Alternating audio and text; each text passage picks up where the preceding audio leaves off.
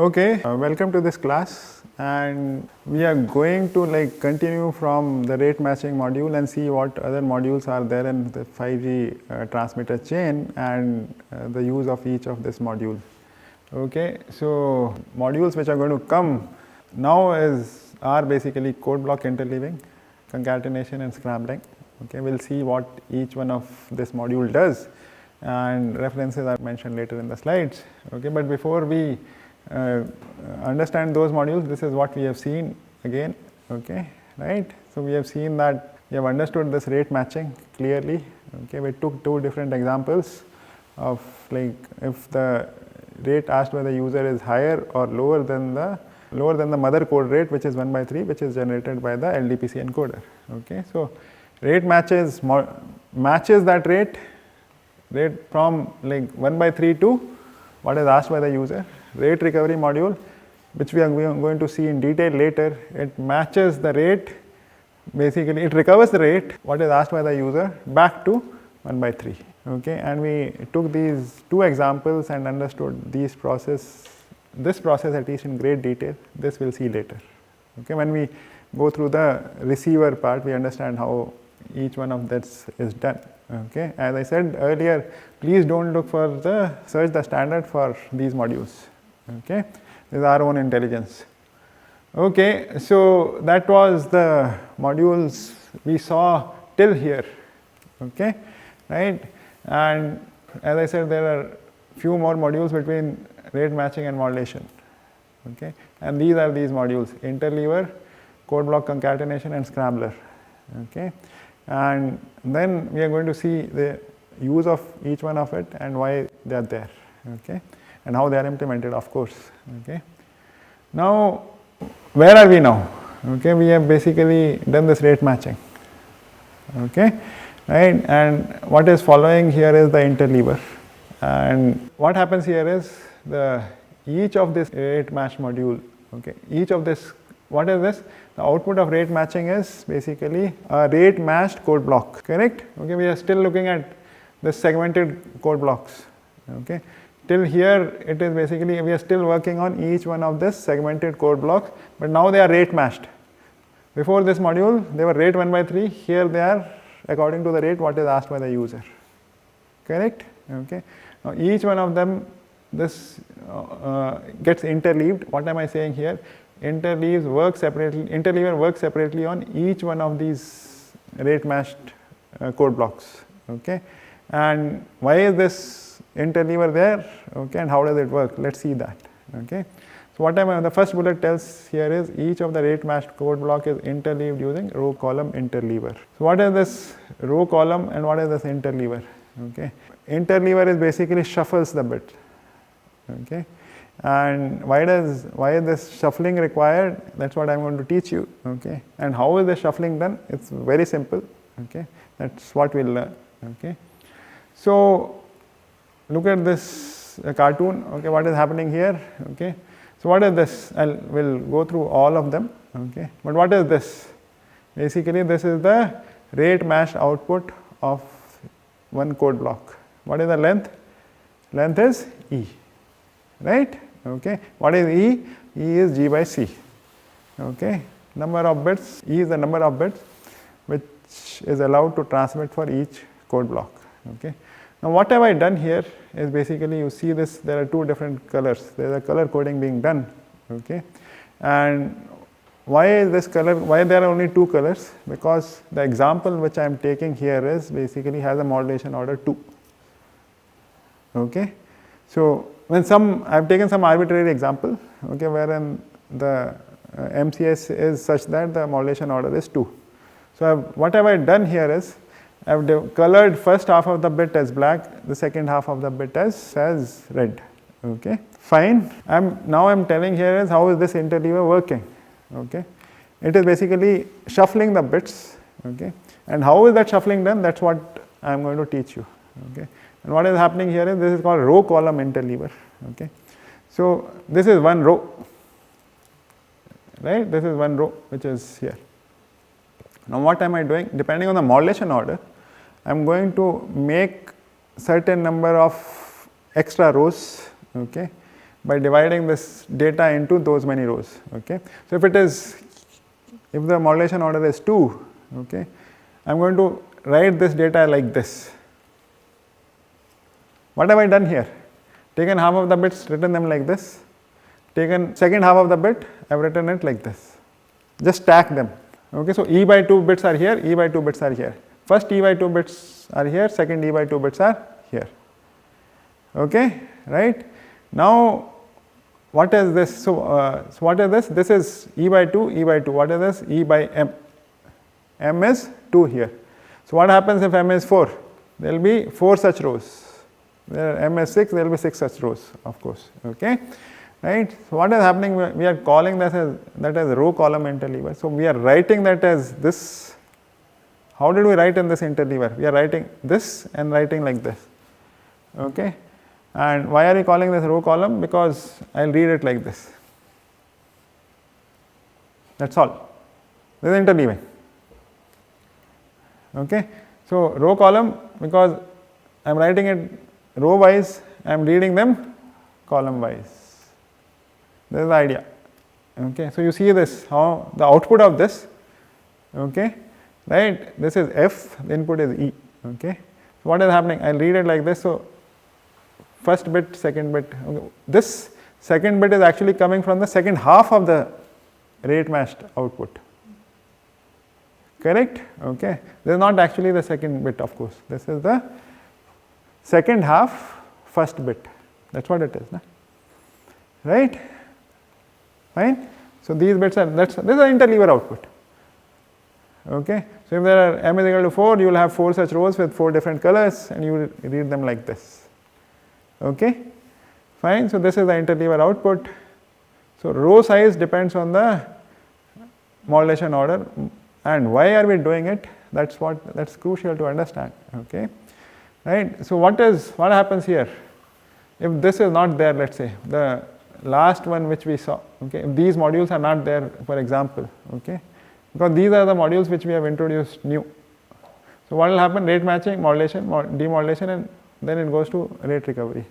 Okay, right? So what is happening here? Let's say there was a burst of error.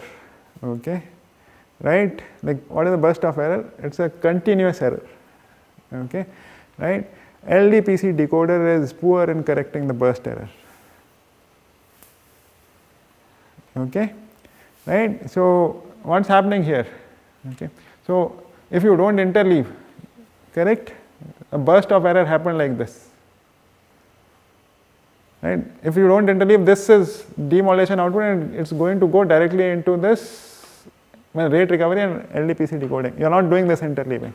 Okay, so burst of error will affect these bits together, which LDPC decoder is poor in correcting. So what are we doing here? Okay, so where will this error come? Error will come at this stage, because the noise affects at the modulation, demodulation stage, or the receiver front end. Okay, correct. Okay, so there is a burst of error here. Correct. Okay. Now what happens if you de-interleave? Right, this burst of error will get spread over the whole of this stream. Correct, which LDPC decoder can correct efficiently. That's the idea. Okay, you spread a burst of error over a larger number of bits. Okay, if you interleave. Right. Okay, so that's precisely the idea. It's very simple, that if you don't interleave, the LDPC decoder is going to see a burst of error, which it will fail to correct. But if you interleave, then these burst of error get spread over the whole of this packet. Okay, and then basically LDPC decoder can correct that. Right. So this is the principle. Okay, code block interleaving is actually done in the sense that this is the idea. This is how it is implemented. I'll tell you how the instructions are given in the standard which implements it. Okay, is this clear? Fine. Okay, so this is the reference. You should read the reference for this. Okay, so what is this? Bit output of the rate matcher is denoted as what? E. What is the length? Capital E. This goes at the input to the interleaver. Right. So the interleaver input is E, right? So, and the output of the interleaver is denoted as F. Okay, and what will be the output length of the interleaver? Again E. We are not changing anything here. Correct? Okay, it's just that the bits are getting interleaved, right? So, what will be the difference between E and F? The interleaved output. Okay, that's all. Okay, so you see these are the instructions. Very nice. Okay, this is the interleaver. And nobody tells you that is a row column interleaver. You have to read these instructions to figure out what is happening. Okay, see this J is equal to 0 to E by, if the modulation order is 2, it becomes E by 2. Correct? Okay, and what are you doing? So you are taking, this is first half, this will be the, this will run from I is equal to 0 to 1. Okay, correct? Now what is happening? Here I is equal to 0 to 1, what will happen? You see this, I is 0, what is this? E by 2. Correct? So what will be the first bit? E 0, because J is 0. Correct? Okay, right? What will happen here? What F is the output. What is happening here? I is 0, J is 0, Q is 2, so E0 is equal to F0. That's the first bit. Correct? Now what will happen? Where will the second output of the interleaver will come from? After an offset of E by 2. Where is this coming from? Which is this bit? This is the interleaved output. It is the first E by 2 bit, right? You have to read with that offset, that's all. It's only memory operation, nothing more. Okay, memory operation with an offset of E by 2. You just need to carefully manage these read and write indices. The same memory buffer, there is one memory at the input, another memory at the output. You read with an offset and write continuously. Okay, you read with an offset and write it like this. Okay, that's what is happening. What happens here? J is still 1, J is still 0, right? Okay, what will happen here? So I has to run from 0 to 1. For 0 we saw what happens. What will happen for 1? Right? I will become 1, this will be E by 2. So that second, this is 0. So what is this? E of E by 2. Where is it being written? At F of 1. Right? So this is over. You go, now you increment J. Correct? Okay. Come here, I is 0. Right? What are you reading? This is E of 1. Where will it be written? F of 2. Right? Why? Because I is 0, J is 1 now, it becomes 2, F of 2. Because you have already written first 2 bits. F0 and F1 you have written. Right? This will be F2. And what will it be? It will be this bit, E of 1. Correct? Now what happens after that? When E becomes 1, you will read with an offset of E by 2, but the second bit from that offset. That's what is here. And write it over here. That's all. Okay? Nobody tells you this is a row column interleaver. You have to visualize it, and that's what, and you have to understand that why this is being done. These pictures are not there in the standard. Okay, now of course there are books, you can read that, but once the standard comes in the beginning, okay, nobody tells you. This is the principle, okay, this is how it is implemented, okay. So you picture, it comes with experience, okay, that once you implement it, if you know the theory that why interleaver is actually there, and then you'll be able to figure it out for yourself, and this is a row column interleaver and you are spreading out the bits, right. So that's the idea. Fine. So what is happening here? Okay, again, so this is interleaver. We have understood the interleaver, it's done, it is as simple as that, okay. Right, so if somebody gives you, if you are working somewhere and if somebody tells you to implement that interleaver, they'll expect you to write and test in a day. So that's as simple. And if you are an FPGA designer, that's what is your job for a day. You should not be taking more than that. And you see this is another very simple module, okay. What's happening here? You look at this, so what we are going to touch upon now is this code block concatenation, right. So you see this, the notion of code block is getting lost after this. There's only one arrow, right? Okay, so what is happening here is that the output of this interleaver is passed through code block concatenation, and the name itself tells us what is happening here. Okay, the concatenation, what is going to do is basically going to take these 4 code blocks and put them together, right? And then the notion of this code block is lost after that. Okay, there is only one concatenated output on which the scrambler and modulation are going to work. What does this tell us? The scrambler and modulator, they don't differentiate between the code blocks. There is only one input stream which goes to scrambler, and one input stream which goes to the modulator. Okay, right? So the output of code block concatenation, if you see, what will be the output of the code block concatenation? Length will be 4e, c into e, right? Because each one of them has length e, and how many such code blocks are there? C, right? So CE, that's all. Okay, and that's what we are going to see. And then scrambler, again, what is the use of scrambler? That's what we are going to see. Okay, right? So what are we saying here? That this concatenation of code blocks, so this interleaved rate matched code blocks are concatenated when number of code block is greater than 1.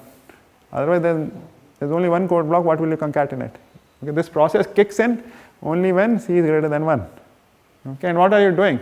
So for our first rate matching example, c is equal to 4. For the second, it was c is equal to 1. So concatenation will be just a pass through for the second example. But for first one, it will concatenate 4 of these code blocks. So the length of each rate match code block was e is equal to 11340 bits, right? That is e. Okay, take this 11340, first one, second one, third one, fourth one, right? You're putting them together, that's all. Okay, so the total rate matched bits is 11340 into 4, which is 45360, and this is g. Because this is the total number of bits you are allowed to transmit. Finally, that's what is being given to you. Okay, that's how you have designed each of this rate matched and interleaved code blocks. I'm not written interleaved, but they are interleaved also, right? Okay, so what is the total number of, this is g, that's how we calculated. Okay, I'm again coming back to this formula, number of PRB into RE into Q of M. What was that? 70 PRB. This is our first example, which there were 4 code blocks, correct? In the second example, there was only one. 70 into 162 into 4, that was 45360, which of course is 45360 because that's how we have designed. Fine. So all that is working out nicely. Okay. So input and output bit sequence for the code block concatenation. Okay. What was the output of interleaver? F. Right? That's how we did. Okay. So input of this code block concatenation is F. Output will be, you can guess now, G. Okay, right? So what is happening here? What is this F, R, J? You have to understand this carefully. R is the code block. Okay, right? This is, if you recall, that what index did we use for a particular code block? R, small r. Right? Okay, so R will run from 0 to C minus 1. In this case 4, so R will run from 0 to 3 because there are 4 code blocks. And what is J will run from E, right? And because the notion of code block is there, so ER. Okay, so ER for each one of that is 11340. Okay, right? So GK is, you see there is no R here because the notion of code block is getting lost. Okay, so what will be the, so this is G minus 1. Look at the output because that's the total output. And that's what is contained in G. That's how it is defined in the standard, right? Okay, so this is a pseudocode for the code block concatenation. This is a section of the standard.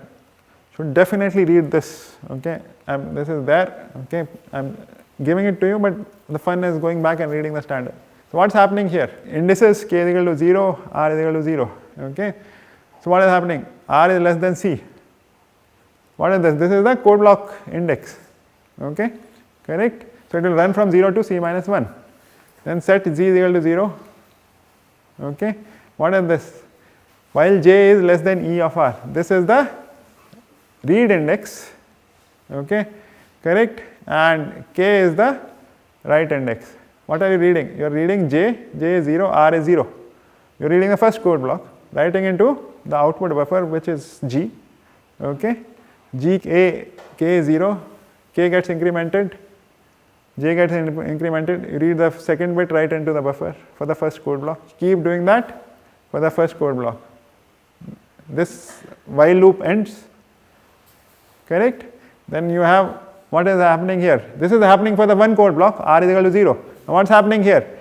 R is getting incremented. This was the second code block. Do the same operation for the second code block. Right? So you do it for, and this loop will go on till r is less than c. Once you come out of this loop, you again set the j to index to 0, because there is a write index and you will write it, this is a read index and you will read, again start reading from, what is r now? R is 1, j is 0. This is not being reset. The index k is not being reset because you will continue. At the end of first while loop, what will be the index here of k? It will be e minus 1, right? For the second code block, it will start reading from e, it will go to 2e minus 1, 3e minus 1, 4e minus 1. That's how it will happen, right? Okay, so that's what, this is simple concatenation. It's important to understand these indices. Okay, that's an intention of like doing this course, that you should be able to read these standards carefully. Okay, right? Fine. So this is the concatenation. Fine. So now you have gotten this concatenation. Okay. So there is this scrambler module after this. I think I'll be able to do it, this code block concatenation. Then there is a scrambler module. Okay. Right. So let's do this. Okay. So what is happening here? So what is the output of this code block concatenation? G length. Okay. So you work on this. The scrambler will work on this. Okay. So what are we saying? Consider a block of G rate matched and concatenated bits. Okay. So we are calling it B now. B is equal to 0 to G minus 1. Okay. So what is happening here? This, how many bits are there? G. Okay. What are you doing here? Okay. So you take these bits. Okay. Then you scramble it with, what is this? This is called an XOR sequence. And this is an XORing operation. Okay. You are basically scrambling it with some sequence given to you. Okay. This is called C. Okay. I'll tell you how the sequence is generated. Okay. Right. So this is C of I. Okay. So what is the scramble sequence? Let's see what is being done, and I'll tell you later why it is done. Okay. So what is this? This is basically the input to the scrambler. It is getting scrambled by some sequence, and what is scrambling? This is the XORing. Okay. This is the output of the scrambler. Input is B and there is another input C. Okay. So you scramble both of them, basically XOR both of them, and you get the scramble sequence. Okay. C of I is called a pseudo-random sequence. What is pseudo-random? Random is basically you don't know anything about it. Pseudo is basically it's random, but you know exactly what the sequence is. Okay, right? So I'll tell you how this is generated. So let's say it is given to you at this stage. Okay, C of I is given to you, and what will happen here? Just take an example, 8-bit sequence. Okay. So B of I is this and C of I is this. You need 8-bit scramble this pseudo-random sequence also. Okay. So what is this? B tilde of I will be, you will XOR this bit with this bit. 0 XOR with 0 is 0. 1 XOR with 1 is 0. If 2 bits are same, the XORing gives you 0 output. Very simple. 0 XOR with 1 is 1, and that's how it goes on. Right. So what's happening here is, okay, you see this B tilde of I is scrambled version of this. Okay. Now, if you look at this example, the natural question is, what is the scrambling doing? Okay. It is taking in some bit sequence and then XORing into another bit sequence is going to give you this output. Okay. Right. So this is, scrambling is done to randomize the output of code block concatenation. What do I mean by this? That's important. Okay, then we'll see what is how it is implemented. Let's say, the complete chain. Okay, I don't have a control on how this code block concatenated output will be. What am I saying here? Some message is being sent. It goes so much of processing. Okay. Let's say at the end of it, I get a long string of zeros. I can get anything, right? Okay. I can get a long string of zero because that message has gone so much of processing. Okay. And that long string of zeros or similarly long string of 1 is not good to transmit. Okay. I will come back to you why it is not good to transmit. Okay. That requires another 5 to 10 minutes of discussion. We'll do that in the next class. But what's happening here? Okay. Assuming that the long string of zeros and 1 is not good, but if you get one such long string of zeros and ones, well, how can you avoid that? Okay, you scramble it with this sequence. Correct? Okay. So what will happen is all zero sequence. You scramble it with this. What will be the output? You will get this sequence as the output because you are scrambling all of them with zeros. Right? So 0 scrambled with 0 is 0. 0 scrambled with 1 is 1. 0 scrambled with 1 is 1. Okay. So what am I saying here is you are never going to get a long string of zeros.